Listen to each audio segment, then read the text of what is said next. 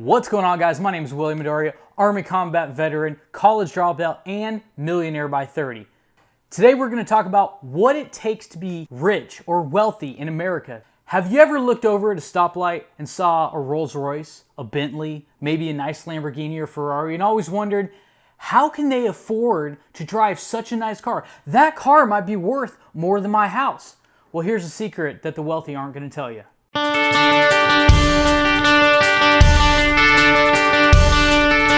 Have written goals. Now, I'm not just talking about for today or tomorrow. I'm talking about have your goals not just for tomorrow's activities, but for the next 6 months, year, and maybe 5 years ahead. Have your written goals down. It helps dramatically. Here's an example. They did a study at college, and 3% of the college graduates that actually had written goals were worth more than 97% of the other students combined. Out of those 97% of those students, 83% of those college graduates had no written goals or plans at all. The next very important item is you need to know your current monthly output. Now, a lot of people say, well, I just get paid $3,000 a month and I pretty much run out the time I need my next $3,000 a month, so I spend about $3,000 a month. Okay, but why do you spend that money? Do you know exactly where it goes? Here's a secret to learn exactly where it goes and to be able to hold yourself accountable. This is what I want you to do. Go online or go to your bank and print up the last 3 months of account statements and get a pen and go through each single charge line by line. I promise you will be able to find what's getting sucked out of your account that you might not even realize is going out in the first place. Also, when you're looking at those charges, try to eliminate anything that you might not need right now. For instance, do you have a PlayStation 4 account? Do you really need that? Do you have a Netflix account? Do you really need that? Do you actually need to watch TV? Could you start up a side hustle with the extra time you're spending on those extra activities that you don't necessarily have to be doing? Do you have a gym membership that you're not using that you probably should be in the first place? Things like that add up to an amazing amount of savings per month that equals a greater amount at the end of the year that you could be using to put towards your retirement. Now, I know what you're thinking. Whoa, I'm 15 years old, I'm 20 years old, I'm 25. Why in the world am I even thinking about retirement right now? Like, I could worry about that later, right?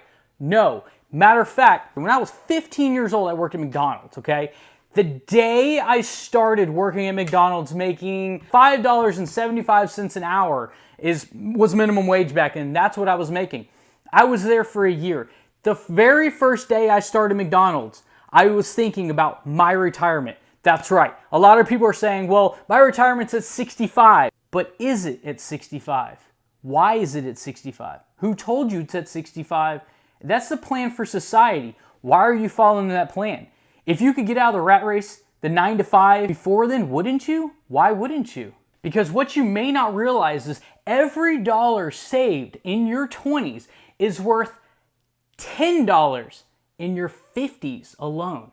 The key is to getting enough money set aside while you're working your 9 to 5 in order to start your own company, your own business, your own side hustle. See, a side hustle can start very, very small and work its way up over time and eventually pursue it full time. Maybe start gathering some employees in the future. And next thing you know, you're an entrepreneur. You're off, you've quit your 9 to 5, and you are hustling, baby. You are making it happen. Jim Rohn had a quote I want to share with you. It said, make plans like an adult, but believe in them like a child. Remember, whatever side hustle you plan on getting in, make sure that you get into something you really understand and you're really passionate about. For instance, when Grant Cardone first started his company, it took him 2 years just to get back to the income that he was at the business that he quit when he started his company. But with will and determination, he ultimately made it work. And we all know how he's doing today. So here's a tip when you're thinking about opening up your new side hustle, whatever they may be. The riches are in the niches. Here's another one. Stop focusing on money itself. Now, what does that exactly mean? I mean, the more people that you can help, the more money that you're ultimately going to make. And above all, stop procrastinating. Procrastination is the #1 killer of businesses. You get that? It's because you never started in the first place. So if you've watched this video up to this point, this is what I want you to do. As far as procrastination goes, I want you to start right now, today.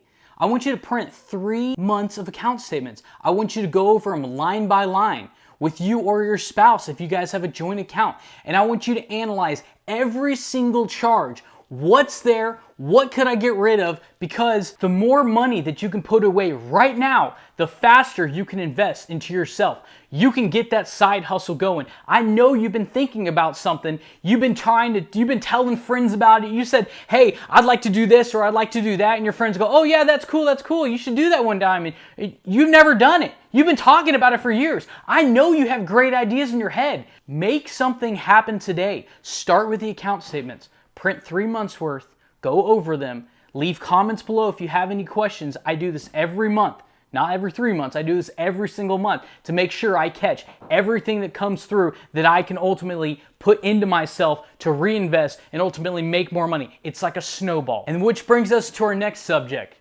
Budgeting. According to NerdWallet, you should have 25 times your annual income when you're thinking about retiring. Now, without investing into yourself, and you take the money that you're saving and you put it into stocks, bonds, mutual funds, ETFs, it's going to grow so slowly, you're going to be about 65 when you retire. And that's if there's any Social Security for people at our age, people that are a little bit older than us. There's not going to be anything left in the first place. On top of what we put into it is probably going to be cut by half, maybe cut down to a fourth. I mean, look at the economy just today of 2020. I mean, oh my gosh. Guys, budgeting doesn't have to be as hard as I make it sound like. For instance, here's a great example. I was worth $1 million. My car was worth $1,500. That's a great example. My truck today, sitting outside. Matter of fact, I want to show you this real fast. I'm not lying to you, okay? I want to show you my truck, okay? We're going outside. That is my truck right there. My truck is worth $2,500. I could go out and buy any vehicle I want. I still drive a car well below what I currently make monthly. The point is this. Every dollar that you can put back now, you can times that by up to 10 if you're young enough in the future dollars. So that Chrysler 300C that you own right now, for example, could be a 10-year-old Honda Accord.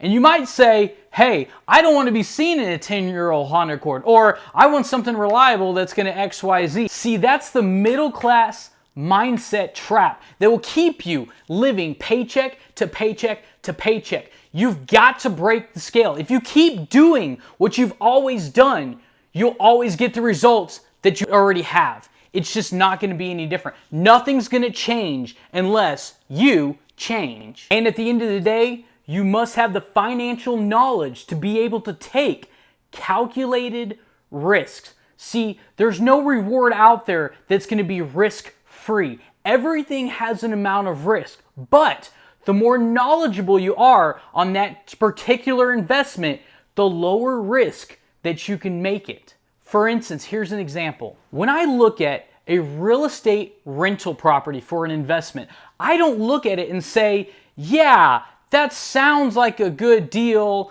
I think that the repairs will be about this.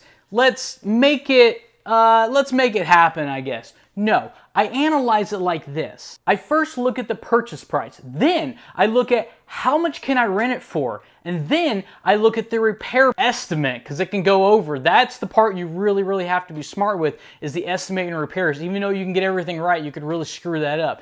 Okay, so at the end of that, I look at my comps in that neighborhood and then I can determine my ROI, return on investment. So I know from a contractor, hey, this is about my price for the repairs. And then I also know, here's my comps. Other houses are selling for in this neighborhood. And I put my purchase price and my repair price together, and I can say, okay, I'm in this house for 70% or 75% of its ARV, which is after repair value. So I know within a calculated risk, because there's always going to be risk and always the unknowns. We've all seen HGTV. They open up the wall and all of a sudden there's rats and there's leaking pipes, and that stuff can happen, but you need to budget for it and take calculated risk and always have a little bit of buffer in there to kind of eat into those little bit of risk, because there's always going to be stuff that comes up. But if you just throw your money into some random stock, for instance,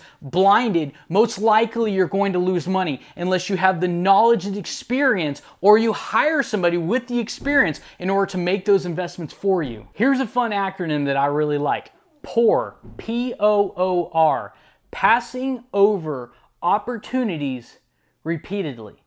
Do you have a friend that for the last 5 years, last 10 years, maybe longer, has just always been down on his luck?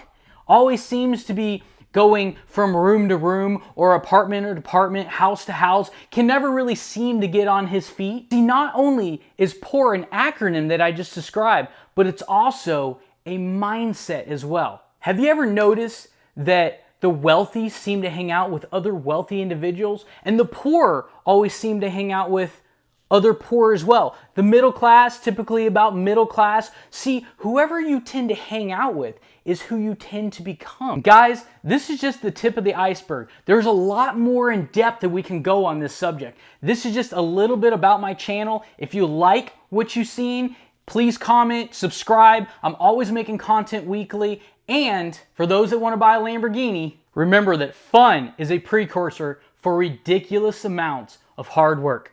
My name is William Dauria. Thanks for watching, guys.